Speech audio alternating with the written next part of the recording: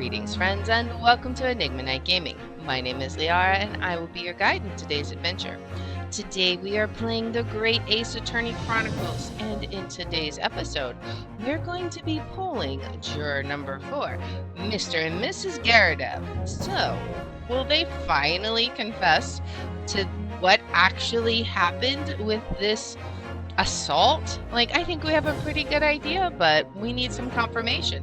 Or are we going to get tossed yet another monkey wrench? Let's hop in and find out. Alright, the Battle of Garadev. Oh boy. That's going to be quite interesting. Yes, on the day you're referring to, the wife and I did have a bit of a skirmish. Can't recall the reason now. Knocked a candlestick over and set fire to the carpet. Soon had it out, though, and got the window open. Meanwhile, I was picking up whatever I could find to throw at him. Plenty of knives around our place. Can't say I'd notice if one or two went missing, I'm afraid. If that bally thing in the victim's back really was one of ours, you'll have the job proving it, I think. Math is far more interesting than I am. That's not true. Y'all are all interesting. Hey, Kishi, welcome in. Alright. It sounds as though it was quite the battlefield in your household that evening. Although an entirely one-sided assault, it seems. The enemy caught us on the hop, sir. Had no choice but to dig in and take defensive measures. To be honest, if the enemy had kept shelling us for another minute, we'd have been toast. Of course, a veteran such as myself is only too aware that on every battlefield, you're just an ass whisker from death at any moment. Are we still talking about a marital quarrel here? Whoa. I must say I'm dubious that this testimony will shed any light on the origins of this jackknife. In combat, one's focus narrows such that surroundings are barely noticed. These witnesses may not be able to offer anything more than they have testified already. This may be a dead end. Van Zieks may well be right. Well, whatever the chances, we only have this last cross-examination to uncover the truth, Mr. Naruhodo. Yes, I'm afraid so. Very well, counsel. Begin your cross-examination. Oh boy. Can we do it? Yes, on the day you're referring to, the wife and I did have a bit of a skirmish. Can't recall the reason now. Hold it! We're gonna press everything. The reason is what you told us yesterday, I believe. Yes, that's right. If I remember correctly, it all started because of a note that was tucked into the pages of a book belonging to Mr. Garadev. A rather passionate note, in fact. But Mrs. Garadev found the note, discovering her husband's little secret. And she gave him a mighty number of slaps across the face for it, too. What a sordid state of affairs.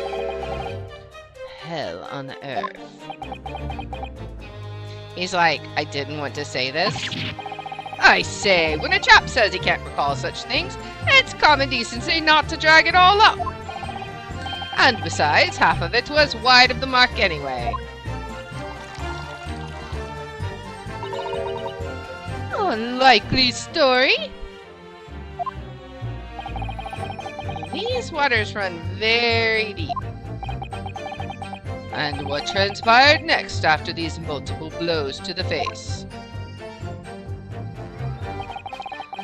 Knocked a candlestick over and set fire to the carpet. Soon had it out, though, and got the window open. Hold it! And the fire also spread to some items of furniture, didn't it? The bookcase, my armchair, anything of mine, really. Just so happens there was some bathwater around that evening, so I sloshed that about to put it out. A most precarious situation you put yourself in. Ours is a 3-story townhouse on the west side of the street, where the water main isn't connected yet. Have to draw water from a public water pump during the day if you need any, you see. Lodgers are always moaning that they can't get any water at night. Although that little mustached Japanese man buys water in bottles, I believe. The defendant, Mr. Natsumi, you mean? Yes, he receives a stipend for his studies, you know, from his home country. Can you imagine being able to brew a pot of tea at all hours? He's obviously very well off. Have you actually seen the state of the man? I believe he uses all his income to buy books. Well, anyway, the point is, I was able to douse the fire with water, fortunately enough. Okay. Meanwhile, I was picking up whatever I could find to throw at him. Hold it! Even though the room was on fire? As far as I was concerned at the time, it was more important to extinguish my anger than the flames. When a woman wants to throw, she must throw. That is most certainly not true of a Sasato takedown, Mr. Naruhodo. How did she know I was thinking that? So, please cast your mind back and try to remember. Was a knife among the items that you threw at your husband that day? She's thinking. In all honesty, I don't recall. But I feel I must point out that I'm no monster. Let me see. Some bread, a cabbage, garlic, a towel, and a sponge, a napkin. Yes? What did you have to say about that? Do you have something to add, sir? He's like, oops. Mr. Garadeb. Hey, don't shoot. Sorry, I beg your pardon. Did your wife's remark just now bring something to mind? Nothing of any significance, no. Just that the barrage of projectiles the old thing launched in my direction was somewhat more solid than she implies. Books, bricks, and a fire poker, I seem to recall. Ouch. And the woman's aim is uncanny. She landed a direct hit with every... good grief, woman! We're not at home now! This is a court of law! Oh, dearie me! Ever so sorry, dear! What's she even doing with a teapot in here? Honestly, John, I would never have thrown such things at you, obviously. That's so. Well, take a look at this then. How do you suppose that happened, Your pipe, sir. Had this thing in my hand as usual at the time of the onslaught. Knocked it clean out with one of her soft projectiles, she did, yes. It's taped together. And when I went to pick up the thing, it was broken in two. I'd like to see a sponge do that sort of damage. I see. Your pipe was broken. It would have never been sent flying unless it was hit by something pretty solid. Was it hit by the knife, I wonder? Anyway, I've managed to bandage the thing up for now.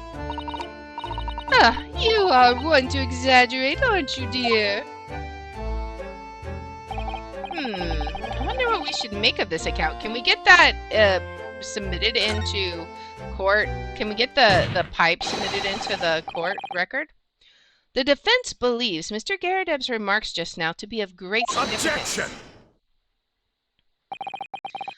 This war veteran's words only tell us one thing. Betray a fiery wife, and pipes, as well as hearts, may be broken. Sentimental wisdom, perhaps, but hardly worthy of adding to the formal testimony. Indeed, common sense, one might say. Might one? In that case, would you at least permit us to examine the pipe, sir? Well, I don't see why not. Oh, dearie me, there you go again, trying to ingratiate yourself with a young lady.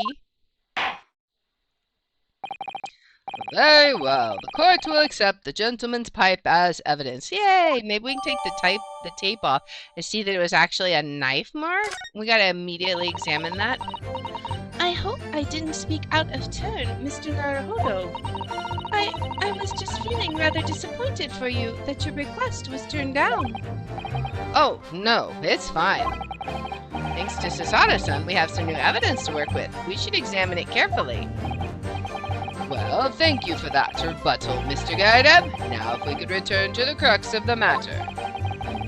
What can you tell the court about the knife used to attack the victim? Plenty of knives around our place. Can't say I'd notice if one or two went missing, I'm afraid. Hold it! Sorry? Would you care to elaborate? Nothing to say, really. Rather partial to a spot of carving, you see. Pipes and whatnot, fishing tackle. You know the sort of thing. It's a passion we both share. I like to carve little wooden trinkets too. And then there's my leatherwork. Sorry to say, we're always losing knives about the place, and we have dozens of the things. They sell them at the market sometimes, 20 for the price of 19. Needless to say, I snap them up. John prefers to use 2 knives at mealtimes too, instead of a knife and fork. Now, Joan, we don't want people thinking I'm some kind of savage. Ah! Why is he pouring it in the pipe? Or she's pouring the tea in the pipe. Here we go again with the scaldings. Why are they being so evasive? I imagine it's because they don't want to believe it. Yeah, that's what I think. They can't bear the thought that it might have been one of their knives that injured the victim. Which is entirely understandable, of course. Go on with your testimony, witnesses. Sir! Alright, so we still gotta examine that pipe. If that bally thing in the victim's back really was one of ours, you'll have a job of proving it, I think. Hold it! Let's press. So, you have no intention of admitting it was your knife unless we can produce proof? He's sweating. Even though there is no other credible possibility if Mr. Natsumi is innocent. Objection! You forget, my Nipponese friend,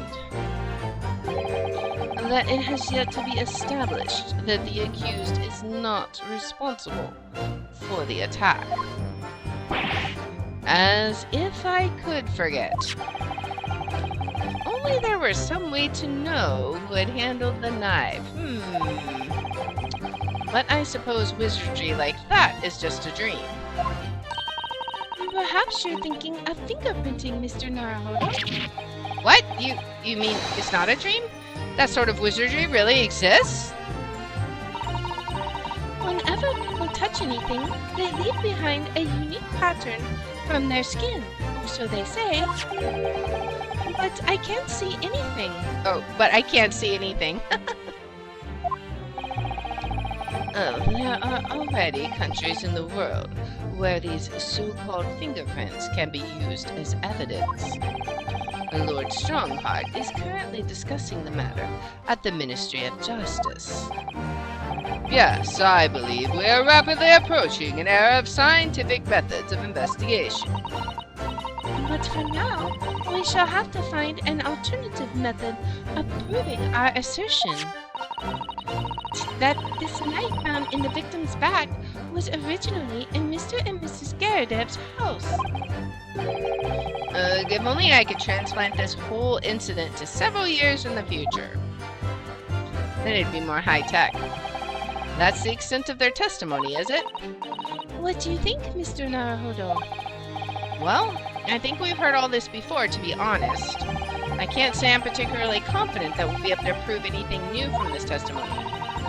But in this cross-examination, it's absolutely essential that we establish how this knife came to be at the scene of the incident. Yes, I know. Alright.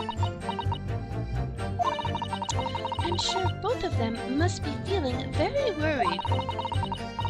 Worried that it was in fact a knife belonging to one of them that caused the victim's injury. If we could find even a tiny shred of evidence to support that theory, it would clinch this trial for us. It would explain everything. Yes, it would. So for Soseki-san's sake, we must.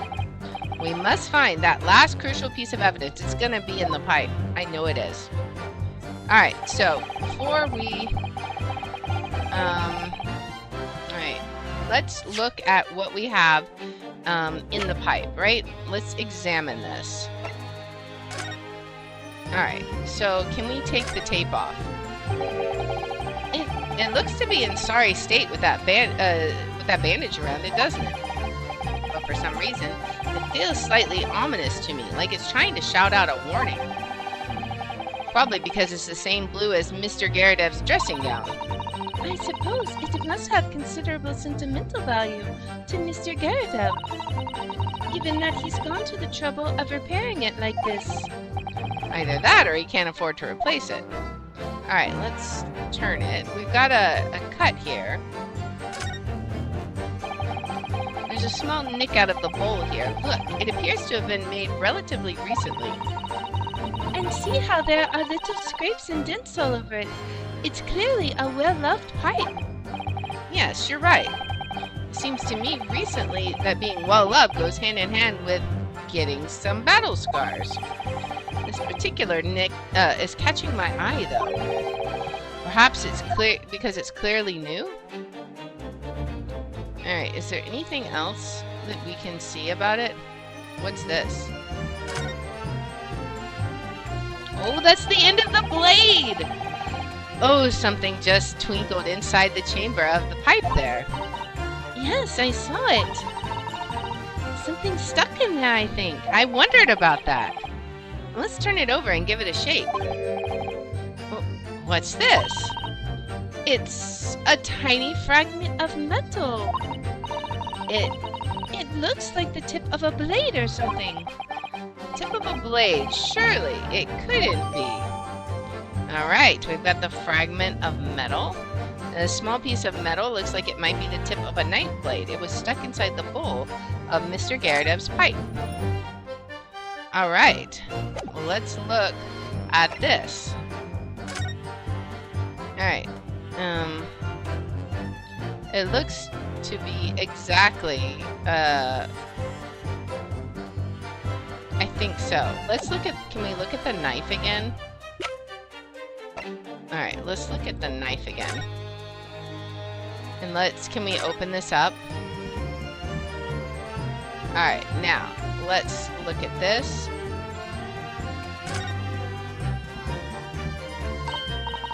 Oh, look here, Mr. Naruhodo, just at the tip. A small piece of the blade appears to be missing. Wait, part of it's missing?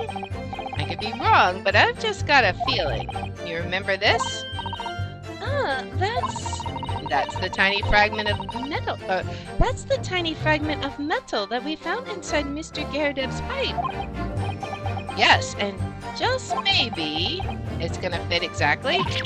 Oh my, it's a perfect fit. Somehow, I just knew it. Alright. So, it's a perfect fit for the missing tip of the knife found in the victim's back. Alright, we've got what we need. Alright, so let's just bypass this. Skip all this testimony. Alright. If that bally thing in the victim's back really was one of ours, you'll have a job of proving it, I think. Well, let's present the tiny tip of, or the fragment of metal. Objection! Mr. Garadev, could I ask you to take a good look at this, please? You can ask, but I can't see a bally thing. You can't? Used to call me Dead-Eye Deb back in the regiment, of course, but that was some time ago now. Even when I'm trying to enjoy a large print book by the fire these days. I struggle to tell a B from a D and a P from a Q, to be honest. Oh, he does, dearie me. It's rather wearing being asked about every other letter in every other word. You must D very dizzy. What is that? A tiny scrap of metal? Yes, almost certainly from the tip of a blade. And what may appear at first to be just a tiny scrap is in fact a crucial piece of evidence. Interesting. And where did the defense come by this evidence? It was lodged in the chamber of Mr. Garrideb's pipe. My pipe, you say? By Jove, I wonder how that got in there. And what precisely does this fragment of metal signify, Counsel? Are you suggesting that it is in some way related to the matter of the stabbing on Briar Road? Exactly. I am. What? When put together with another piece of evidence already in court record, I believe this tiny fragment of metal will unravel the whole truth of this case, my lord. Oh boy. You appear rather confident in that extraordinary statement, Counsel. Very well then, present the pertinent evidence to the court. What evidence, when paired with this fragment of metal, allegedly reveals the truth of the entire case? It's the knife. Take that! This is the knife that was found in the victim's bag. If you look closely, you will see that there is a small piece at the tip of the blade that is missing. A common issue with the inferior blades sold at unsavory street markets. Criminals who use them regularly leave the tips lodged in their victims' bones. And what of this particular knife? No doubt its tip has suffered a similar fate, now languishing somewhere near the spine of the victim. Objection! Nope, that's the metal. Nope, that's not the case. The tip of this particular knife's blade is the very fragment of metal we discovered in the chamber of Mr. Garrideb's pipe. Good grief, Lord Van Zieks. I don't believe it. It's like I've been stabbed in the heart. The knife from the crime scene and this fragment of metal are a perfect match. Indeed they are. Good golly gosh! Order! Is this some sort of Eastern sorcery? This is no magic, my lord. This is a miracle. A miracle? So Van Zieks has figured it out, has he? Counsel, explain this extraordinary coincidence at once. Yes, my lord. The crucial point we have to ask ourselves here. So now here's the question. Is this going to be the resolution? Or is Van Zieks going to throw another monkey wrench in our plans? Is when did the fragment of metal find its way inside Mr. Garrideb's pipe? Something that was clarified for us in the most recent witness testimony. I had this thing in my hand as usual at the time of the onslaught. Knocked it clean out with one of her soft projectiles, she did, yes. It would never have been sent flying unless it was hit by something pretty solid. Oh. Oh, dearie me. During the argument between these two that occurred just as the victim was on the pavement below, Mrs. Garrideb flung this knife at her husband. However, the knife missed Mr. Garrideb, instead striking the pipe in his hand at the time, which caused the tip to break off, of course. Good Lord! Yes, and that is when the tiny tip of the blade found its way inside Mr. Garrideb's pipe. The chances of that are 1,000,000 to 1! And yet there's no other credible explanation for how the tip of the blade ended up in your pipe. Then, after losing its tip, the knife ricocheted off the pipe and flew out of the open window.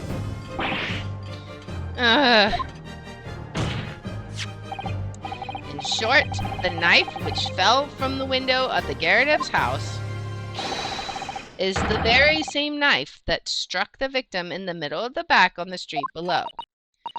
Oh gosh, oh dear, oh no! Objection! Uh-oh. Uh-oh. Oh no, he's got his blood back. He's gotta imbibe so he can fling it into the fire. A full-bodied theory, I'll give you that. What monkey wrench? A complex bouquet of seemingly trivial points, plausibly arranged to create an almost passable vintage. Allow me to toast my learned friend's characteristically Nipponese approach to bottling his argument. Sorry? But after all, it is just a theory. The bottle, I fear, is corked. Because you see, it's spoilt by an insurmountable inconsistency. An insurmountable what? Lord Van Zieks. Or, Lord Van Zieks, explain yourself. What is this inconsistency you claim to have identified? An inconsistency of the simplest nature, my lord. The victim was found with the knife planted in the middle of her back. Yes, in her...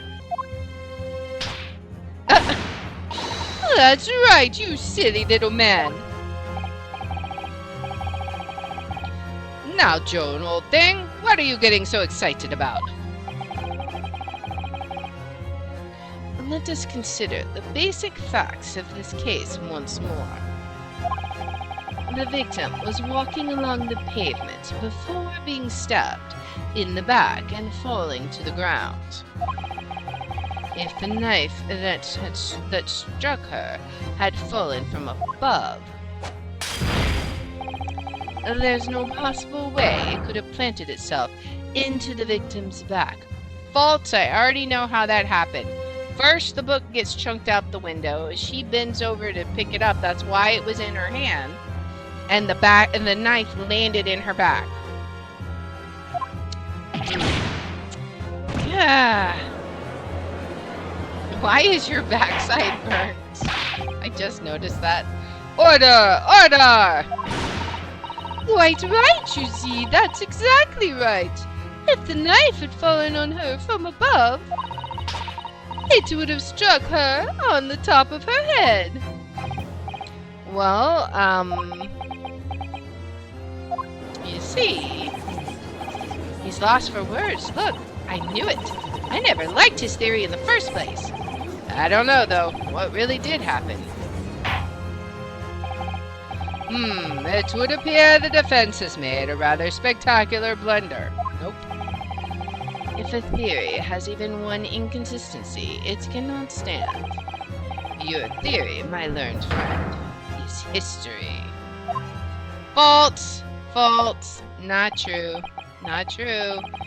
We were so close. I could see the truth. I was so sure we were on the right track. We are! But now the way has been blocked completely by just one simple inconsistency.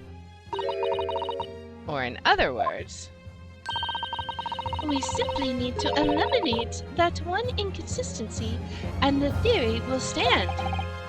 Mr. Sato. You mustn't worry, Mr. Naruhodo. You were just caught off guard, that's all, and your mind went blank. But if the path you are on is indeed correct, then a way will present itself. The key to this is in the court record, I'm sure. All the information you need is there. It seems you have nothing to say, my Nipponese friend. Well, your silence speaks volumes.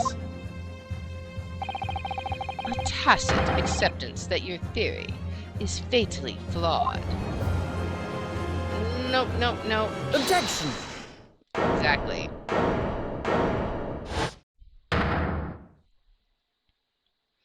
Alright, come on, Ryunosuke, you can do it.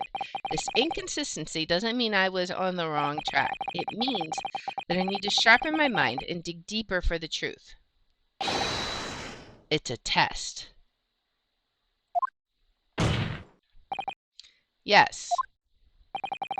If the knife fell on the victim from above, there's no way that it could have hit her in the middle of her back. Under normal circumstances, that is. What are you implying?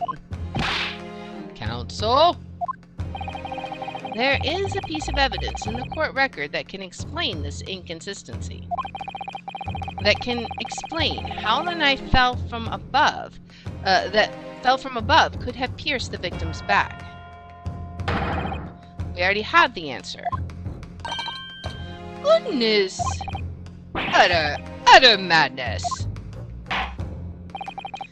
Surely this must be the last time. Counsel, present the evidence of which you speak.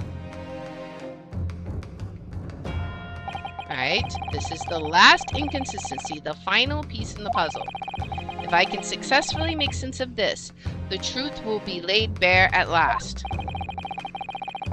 The evidence that explains how the falling knife became lodged in the victim's back is it's going to be the picture where the book is in her hand, right?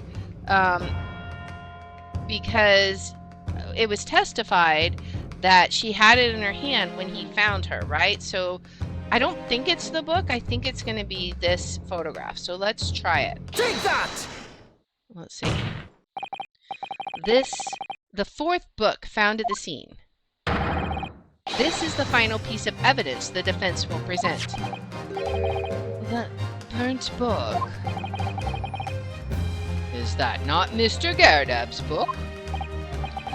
Yes, and to understand its significance, we have to consider how it came to be at the scene in the first place.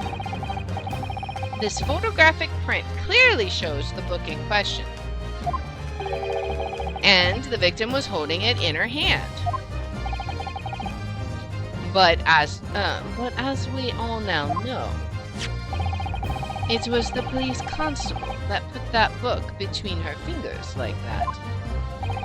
Quite so, as part of his wholesale transplanting of the crime scene to the opposite side of the road. That's true, however, as part of his testimony, Constable Beatty made an extremely enlightening statement on that point.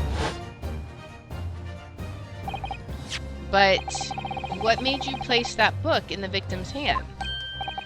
Oh, well, sir, that's because that's how I found it. When we first ran over to the scene, the victim was already holding the book. So when I moved everything, I made sure it was still in her hand. Yep. In other words, the victim had already picked the book up of her own volition. And clearly, that must have been before she suffered the knife wound. Well, I should say so. After being attacked with a knife, I don't imagine she'd be doing much of anything.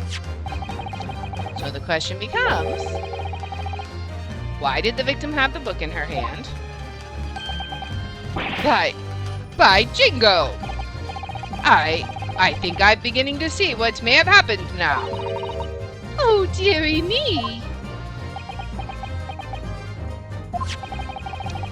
only know that the book fell from the top floor of the Garrideb household onto the pavement below, at precisely the moment that the victim was walking past. Yes, at exactly that moment. The young woman was walking along the street in the light fog when all of a sudden a book fell right in front of her. The book I threw! Yes, Mrs. Garrideb. What do you think the woman did? What would you do if you were walking along and suddenly a book landed in front of you on the pavement? Well, I really can't imagine it, but I suppose she might have reached down and picked the book up. Yes, that is exactly what the woman in fact did. She picked up the book. Oh heavens! And when the woman reached down to pick the fallen book up, what position would her back have been in? That's right, facing the sky, completely and utterly defenseless. Then, in the very next moment, while the woman was still bent over picking up the book, yep, there you go. The next object fell from the room above, the jackknife, straight into the middle of her back. And at that same time, walking by chance directly behind Miss Green, was the defendant, Mr. Soseki Natsumi. Well, I never! It appeared to Mr. Natsumi that the woman simply collapsed on the floor. In the dark and the fog, he didn't see the knife falling on her from above. And from the other direction, the constable and his wife saw no one but the victim and her apparent attacker. So there never was a real culprit to run from the scene in the first place. Exactly. No, this was nothing more than a series of unlikely events that culminated in an unfortunate accident. There's a series of unfortunate events? Alright. And that is the real truth behind this case. Oh man. The shocked expressions. Well, Mr. and Mrs. Garrideb.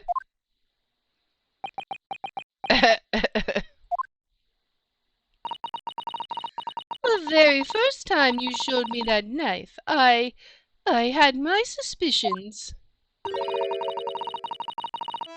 I wondered if perhaps it might have been something like that.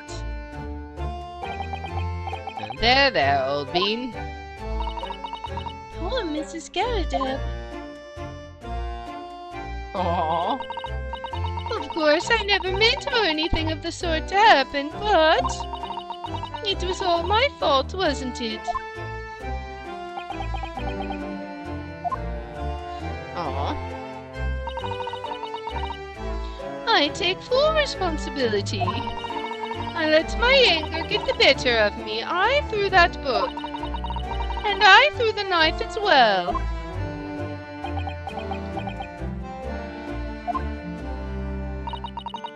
John, dear? It's alright, I know. I'm ever so sorry. Truly. I'm sorry. And she passes out. Again.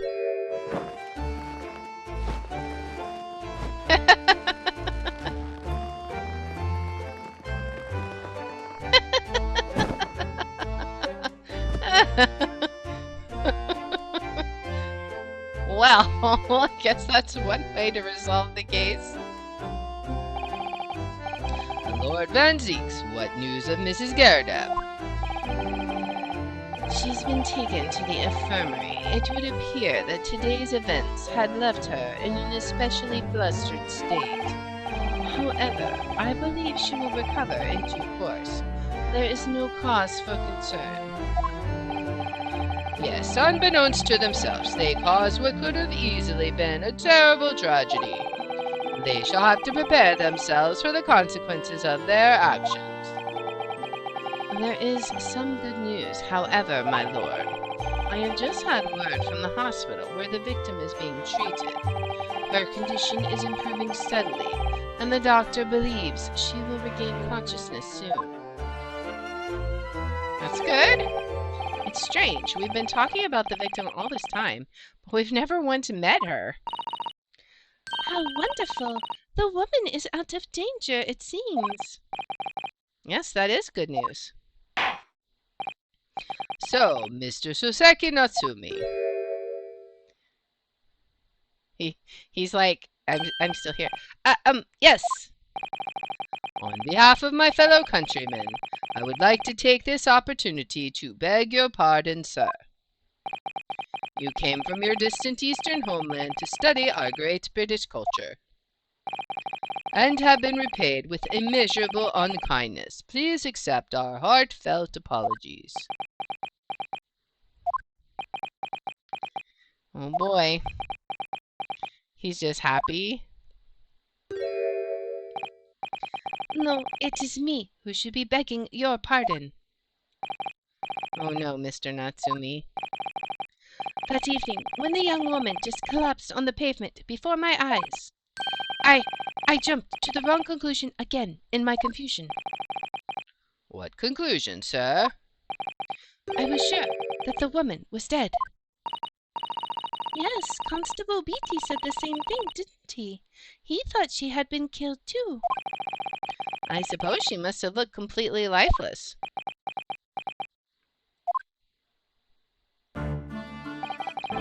It's been about a year since I arrived in Great Britain now, but I still can't get used to life here. I can't relax. I'm sure there are evil spirits lurking in the fog, like they're hunting me. Oh, that's why he was afraid. Poor Sosaki-san. His imagination really has got the better of him. Yes, poor man. So when it happened, I thought the young woman had been taken by the fog spirits. I should never have dropped my books like that and run away. I should have called for help, for a doctor, for the police. Instead, I've managed to create a rift in the relationship of trust between our two empires. And for that, I am truly sorry. Oh boy. I love how Mr. Garrett is sitting in the juror's box now. One could indeed say that some sort of mischievous spirit has been at work here, I think. One that created a chain of unfortunate mishaps. We were befooled by this spirit and led to false conclusions. But thanks to Lord Van Zieks and our young lawyer here from the east, that chain has now been broken and the spirit exorcised. I heartily commend you both. Oh. I'm sure he's just glad he got the kudos. Now then, ladies and gentlemen of the jury. Yes, my lord. In concluding this trial, I must ask one last time for your decision regarding the defendant's culpability. Are you ready to present your findings to the court? As the foreman of this jury, I can assure you that we've reached a fair and just conclusion. I do declare the truth can be extremely cruel at times. Well, I didn't suspect the woman next to me, that's for sure. Sitting in for the old bean whilst she is out of action, you know, but I know what her decision would be. Does this mean I'll finally be able to get out of here and start work? Well, it's about time. I say, I have a corker of a story to tell the grandchildren when I get home, won't I? Very well, ladies and gentlemen of the jury. I hereby demand your final decisions. Mr. Foreman. Not guilty. Not guilty. Not guilty. Not guilty. Not guilty. Not guilty. Oh boy.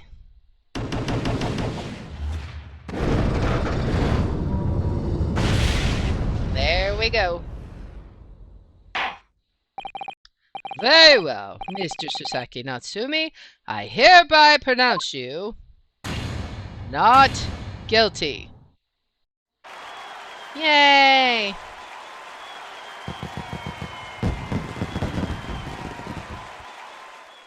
All right. We have done it. And finally, Mr. Natsumi, Oh, yes, Lord, sir. you are now a free man once more. It is my hope that you will continue to further your education in British culture. And may you never again be brought before me. Oh, yes, sir, of course. On my life, I swear I'll never set foot in a courtroom again. I am transported through tears. Thank you, counsels. Court is adjourned. Oh boy, what's going to happen now? 20th February, 3:17 p.m. The Old Bailey, Defendant's Antechamber. Oh, Locum. Wait, you mean me? Of course. Is there another Locum here? Is there even one? Compared to the original Locum student, Mr. Naruhodo, Esquire, your name has become rather short, hasn't it? What's wrong with using my actual name? Oh, at last, I'm free. Joyful, joyous, jubilation. Lady, party, happiness, hurrah!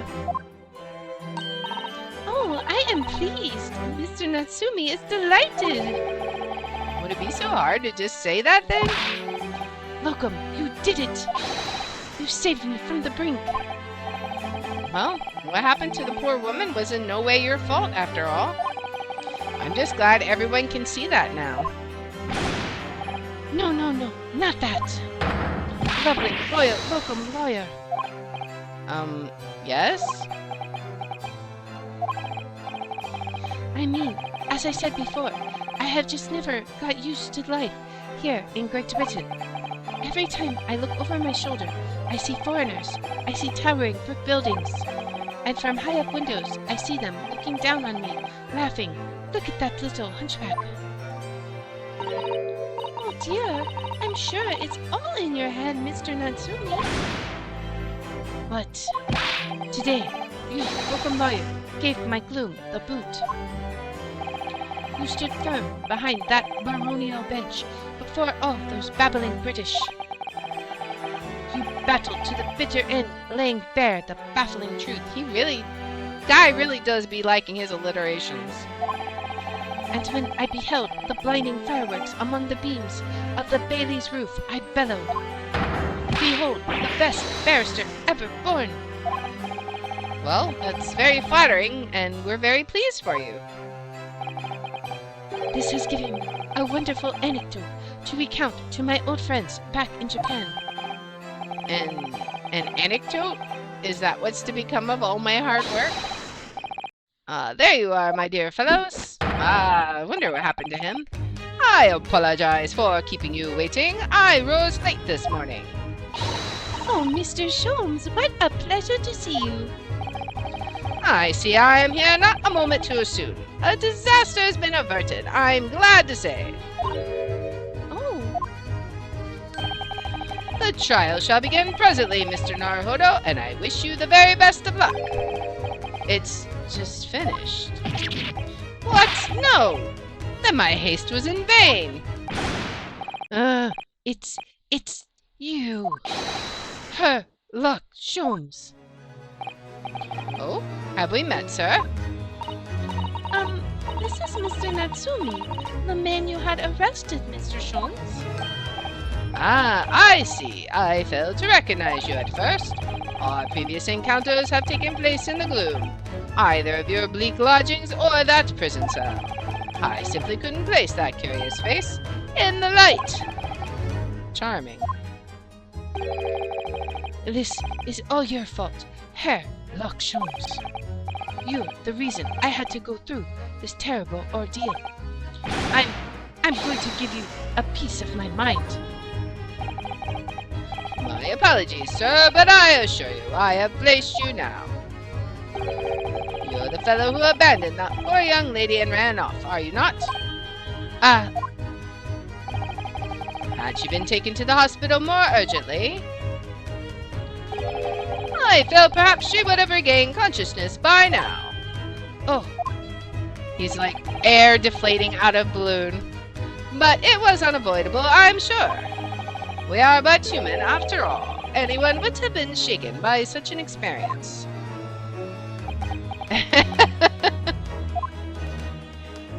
He's like, alright. I do feel very badly about how I behaved. Well, never mind. Now then, what was it you wanted to say to me, sir? Nothing. Priceless. Oh, I am sorry, really, but that was quite priceless. Where's Sasaki-san?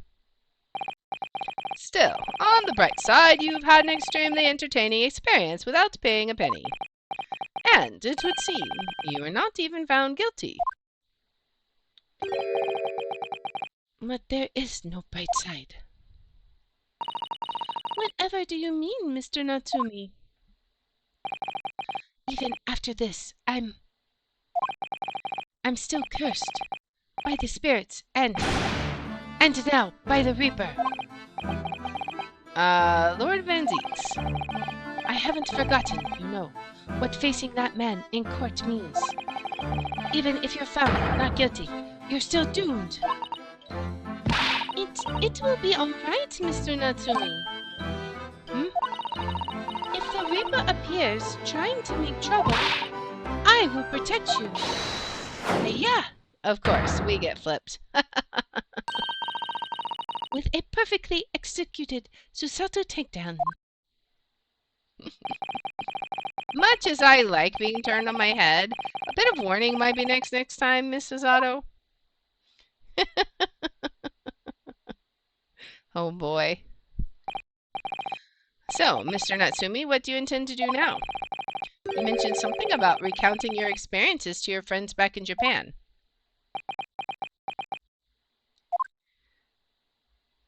What's he gonna do? Yes, I intend to return to my homeland soon. Oh. It has already been a year since I arrived here in Great Britain. I've visited universities, libraries, bookshops. I've been honored with the tutelage of professors. I've learned so much about the wealth of literature here and the city it has shaped. And I've come to realize that it is my calling to sail home and tell my fellow countrymen about it. That's very touching, Mr. Natsumi. Or in perhaps less veiled terms, you wish to withdraw halfway around the world to escape the terror of the Reaper's curse? That's not it at all. The more I learn of literature, the more this strange feeling claws at my insides. I feel compelled to return to my roots and attempt to pen a work of my own. Oh, I see. A work of literature by Sasaki-san would be an interesting read. And what about Miss Susato and yourself, Mr. Naruhodo? Sorry, what about us? Will you return to Japan alongside your mustache compatriots? Why would we? A week has not yet passed since we arrived in London. And only now does it feel as though we have finally found our feet. And you are accommodated in a hotel at present, are you not? That's right, but we need to find lodgings before it bankrupts us. I've calculated that we can only afford another 10 nights before our entire budget is exhausted. Well then, you could take my lodgings. Oh, the windowless room? Ah, but what it lacks in windows, it's more than makes up with a floor, a ceiling, and walls. Great! And of course, I'd be happy to leave behind the accursed evil spirit. Oh my, an evil spirit? Yeah, we really want you to leave that behind. Oh yes. It tries to suffocate you while you sleep. It's an infallible wake-up call. How about no? We'll think about it, if that's all right. Perhaps I can offer a more welcome alternative. Would you consider taking lodgings with me? Oh, really? That's like Susato's ultimate dream here. Well, a vacancy has conveniently presented itself. Though it is up in the attic, I might add. Are you sure it isn't just a storage loft? I spoke with the landlady this very morning on the matter of price, and Iris is cleaning the room as we speak. You must come at once. I presume you have no luggage to speak of. Oh, this is simply wonderful. What an honor to be invited to taking lodgings in the great detective's office's attic. I'm too overcome for words. So suggesting we look elsewhere is out then. Then it's settled. Iris will prepare a welcome dinner this evening. And you must come too, Mr. Natsumi. I insist. I don't know what to say, but thank you, and yes. Wonderful. Then I'll go and complete the paperwork for your formal release, Mr. Natsumi. It shan't take long. Somebody's happy. Somebody's very happy. Welcome. I knew that you wouldn't let me down. I'm truly delighted to have met you here in London. Likewise, Mr. Natsumi. It's been a privilege meeting you too. It's a shame that we're going to have to say goodbye so soon. Well, I've come to realize that I belong in Japan. But welcome. We'll meet again one day. Yes, I'm sure. And hopefully by then, I'll be a successful lawyer. Hopefully by then, I'll be a successful author. Well, my dear fellow, our carriage appears to have arrived. Shall we go, Mr. Naruhodo? Yes, Mr. Sholmes? I've little doubt Mr. Natsumi will be released in time for dinner this evening. Oh boy. And so, with Sasaki-san's innocence successfully established, we rode with Mr. Sholmes to what was to become our new home, 221B Baker Street. Alright, that was awesome. It's not a bad room. 20th February, 4:41 p.m. The attic room. It's not terrible. Not bad at all. So this Is to be our new office, yes. our office? I rather like the sound of that. Me too. It's simply wonderful, isn't it? I hope you can see this, Kazuma. It's only a small step, but I'd like to think we're getting a little closer to your dream now. So, my dear fellows, do you like the place? Ah, Mr. Sholmes. Yes, thank you so much. He looks so weird without his outfit on. It's a delightful room, Mr. Sholmes. I simply adore it. Good, I'm pleased to hear it. Iris and I are delighted to welcome you. I hope everyone's hungry. It's nearly time for dinner. We'll eat as soon as Mr. Natsumi arrives. We have a lot to celebrate. Iris, you must let me help you. Alright then, Susie. You can be in charge of salad. Splendid. So they're off to prepare dinner. So, Mr. Naruhodo, how does it feel to have your own office in the capital? It's very exciting, actually. I can't help wondering what adventures await us. Those were precisely my sentiments when I first established my office at these premises. Until I discovered the dark truth about the city of London, that is. Sorry? London is a glorious place full of wonder, opportunity, prosperity, and mirth. but the brightest of all lights casts the darkest of shadows. Shadows? What do you mean?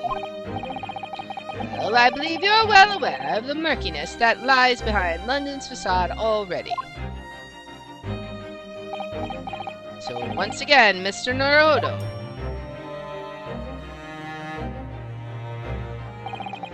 Welcome to London. Oh boy, wonder what our next case is gonna be? Makes me wonder. Of course, at the time, I had no idea of the significance of those words Mr. Sholmes so casually spoke. But it wasn't long before my turn came to lift the facade and see the true depth of the murk that lay behind it. Is that going to be the next case that we do that? And all right. Wow, that was awesome. It's interesting to have a case where the accused was barely seen at all once court started. I mean, granted, he wasn't even guilty, so there's that. But it was like the first half, the jury was like super involved, and then the later half, it was just like they were non-existent, and Mr. Natsumi was non-existent. So it was interesting. But anyways, I hope you enjoyed that. If you like this kind of content, then please make sure to like, subscribe, follow, share, all that good stuff. If you want to watch live or on Twitch, at twitch.tv/LeR27. I have my schedule posted in the about and in the description. And if you want to see which games I'll be playing each day, I post them on twitter.com/LeR27. And I hope you join me in the next one. Until then, guys, bye.